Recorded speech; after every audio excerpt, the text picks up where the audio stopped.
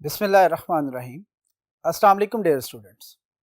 I am Professor Waqar Ali. Today we discuss about the source program, then object program, source code or object code. Then we will discuss about different header files used in C++ program, and then we discussed how we include these files in a program.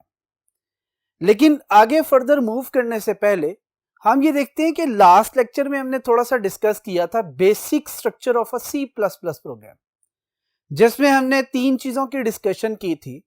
जिसमें सबसे पहले हमने discuss किया था pre processor directives को, दूसरे में discuss किया था हमने मेन फंक्शन को, और तीसरे में हमने डिस्कस किया था C++ स्टेटमेंट्स के हवाले से।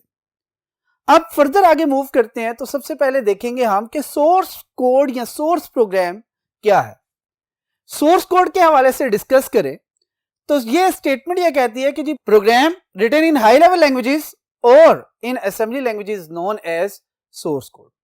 इसका मतलब यहां पर यह है कि प्रोग्रामर जो है वो जो भी प्रोग्राम राइट करता है, वो चाहे असेंबली लैंग्वेज में हो, वो चाहे आपके किसी भी हाई लेवल लैंग्वेज में हो, वो चाहे सी में हो, C++ में हो, वो तमाम का तमाम प्रोग्राम जब एडिटर पे टाइप किया जाता है, जो कि टर्बो सी या बोल्डेंट सी की आपकी आईडीई है, उसके ऊपर जब टाइप करेंगे तो वो जो प्रोग्राम आपका होगा वो आपका क्या कहलाएगा, सोर्स कोड।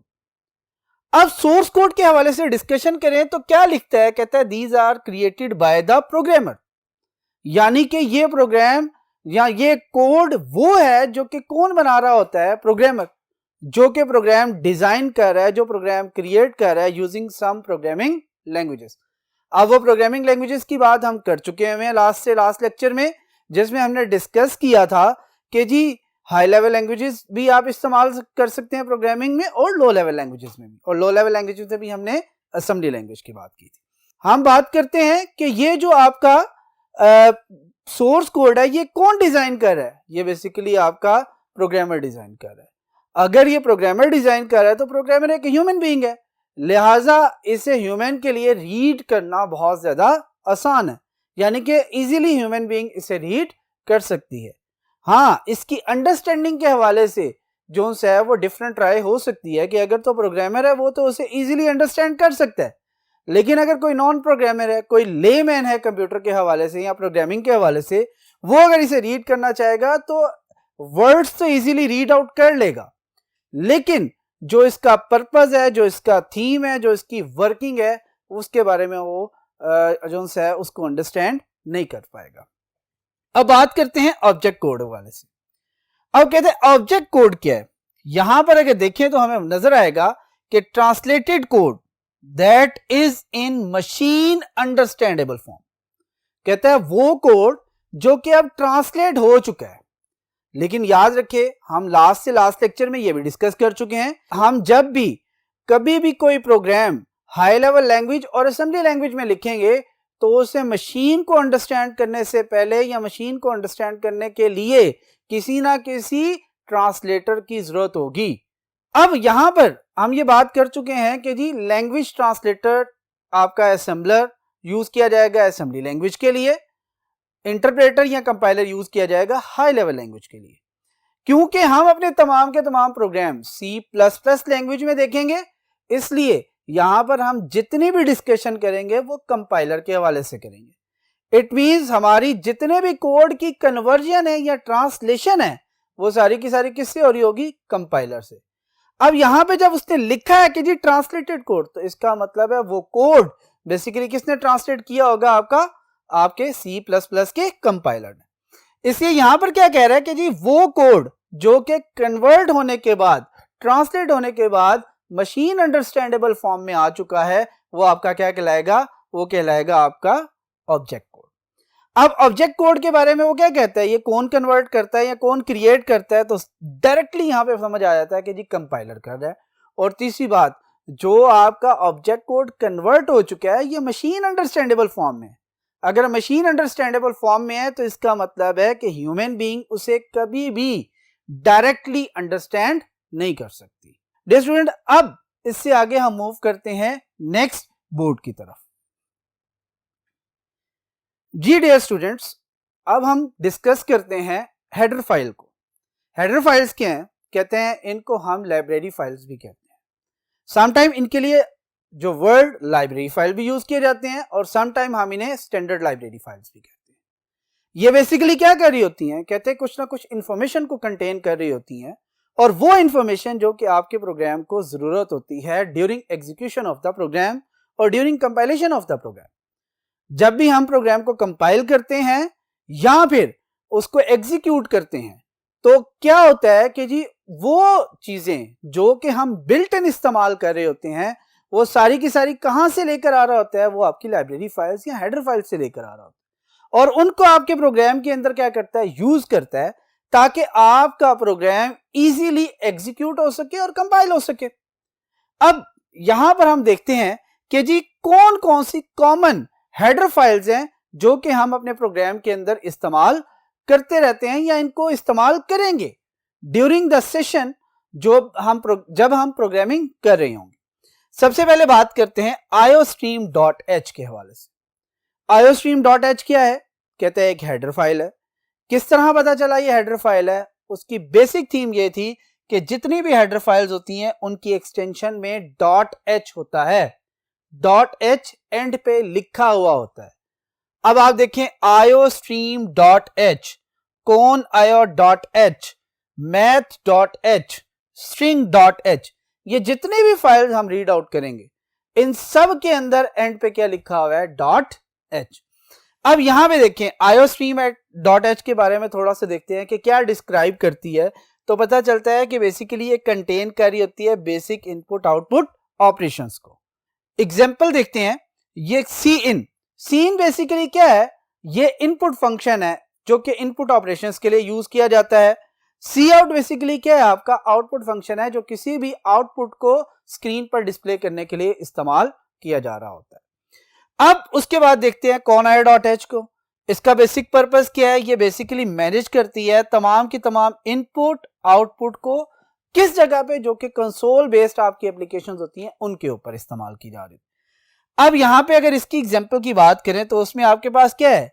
एक फंक्शन आपका getch का यूज हो रहा है, दूसरा आपका clr_scr है। अब getch जो सा ये गेट कैरेक्टर यानी कि कैरेक्टर इनपुट फंक्शन है जो कि कंसोल बेस्ड से एप्लीकेशन के तौर पे इस्तेमाल होता है और कंसोल बेस्ड इनपुट ले रहा होता है। जबकि clr_scr क्या होता है? कहते हैं वो जो कंसोल बेस्ड आपकी स्क्रीन है उसको क्या किया जा रहा होता है? वो उसको क्लियर कर रहा होता है।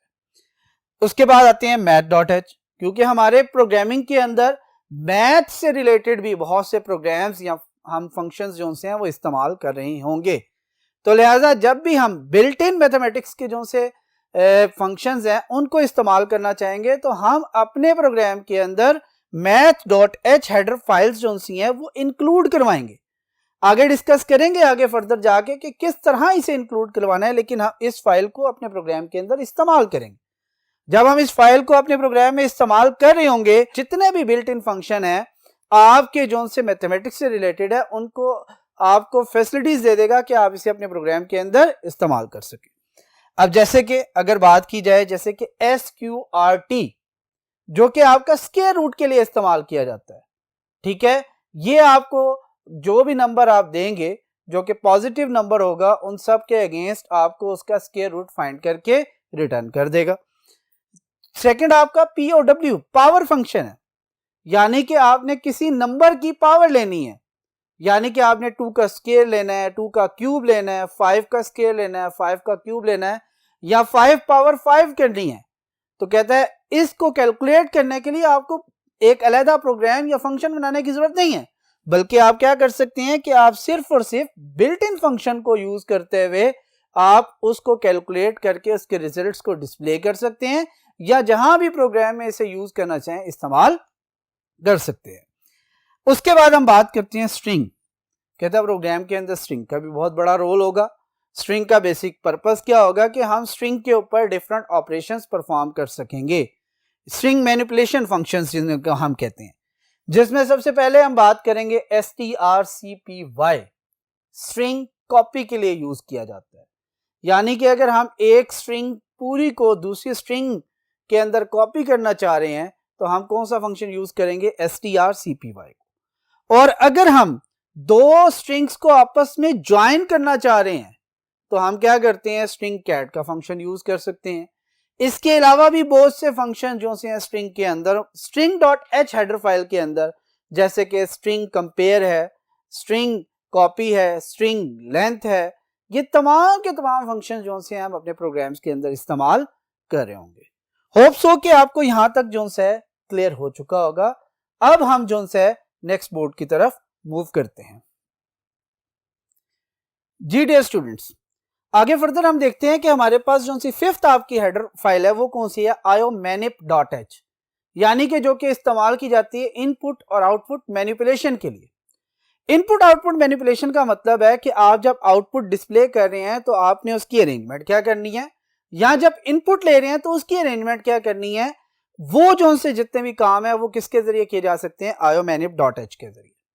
iomanip.h के अंदर आपके मोस्टली जो से यूज किए जाने वाले फंक्शन है वो कौन से हैं, एक आपका सेट विड्थ है जिसे सेट w के नाम से लिखा गया है, और दूसरा आपका सेट प्रिसिजन है। सेट प्रिसिजन का जो सा फंक्शन है मोस्टली आपका उस जगह पे इस्तेमाल किया जाएगा जहां पर आप कोई फ्लोटिंग पॉइंट वैल्यू ले रहे होंगे, यानी कि आपके पास वैल्यू है 5.9999 और आप उसे 2 डिजिट प्रिसिजन तक जो सा लेके जाना चाह रहे हैं, तो वो क्या आपका हो जाएगा 5.99 तक चला जाएगा। तो ये आपका बेसिक जो है सेट प्रिसिजन के तौर पे इस्तेमाल किया जा सकता है।